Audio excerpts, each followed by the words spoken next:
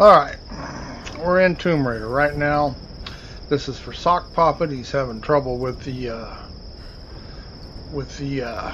head tracking. As you can see, we have head tracking here. We have head tracking when we're moving. We have head tracking when we're shooting.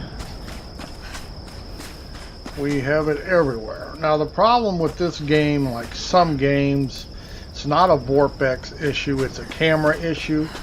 And a game with a gamepad combined with a gamepad, what it does, it will lock out your head tracking while you're moving. It's like I say, it's a camera issue when using a gamepad. To get around this in some games, this will not work in all of them. But in Tomb Raider 2.13, what you want to do is you'll want to open up your VorpX panel.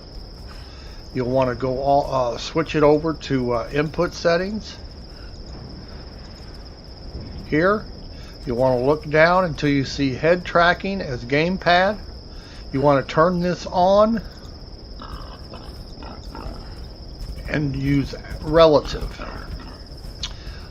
This way it will use your right stick on your gamepad to emulate head tracking instead of your mouse, so it doesn't lock out your head tracking.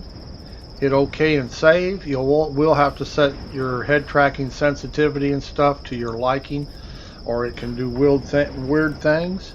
You do not want to use absolute, because if you use absolute, if you move your head to the right, you'll start spinning to the right. If you move it to the left, you'll spin to the left until you correct going the other direction. So you'll want to use relative, so it actually tracks just the movement you're making, not the direction. Once you do that, you're now good to go, and you have head tracking the way you're used to in VR. Like I say, this is a camera issue with the game. It is not a VorpX issue or a VR issue. It's how they've tied the camera into the gamepad so that when you move, it locks it in. And so when you're moving, you can't head track. When you're standing still like this, you can, but as soon as you move, it locks your camera to your back and you can't move. So I hope that helps you out and explains how to get your head tracking to work. It does claim that it will increase latency. I really don't notice the difference.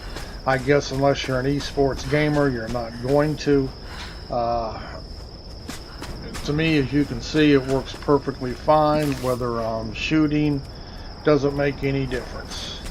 But that's how you get your head tracking to work at all times while you're inside Tomb Raider.